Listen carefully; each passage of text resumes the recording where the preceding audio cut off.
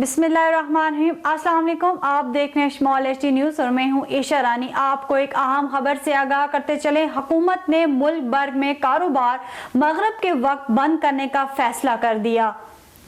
IMF ने 400 unit इस्तेमाल करने वाले सार्फिन के लिए रिलीफ देने से इनकार कर दिया।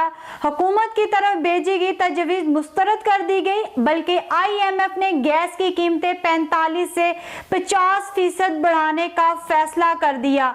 PDM हुकूमत के कारनामे सामने आने लगे। मुल्क को 100 साल पीछे धकेल कर खुद बरतइश जिंदगी गुजार रहे हैं।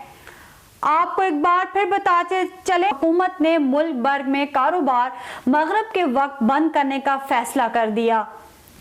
IMF ने 400 यूनिट इस्तेमाल करने वाले सार्फिन के लिए रिलीफ देने से इनकार कर दिया।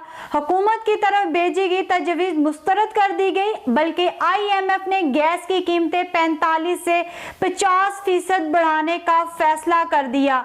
PDM हुकूमत के कारनामे सामने आने लगे। मुल्क को 100 साल पीछे धकेल कर खुद बरतइश जिंदगी गुजार रहे हैं। आपको एक बार फिर बताते चले।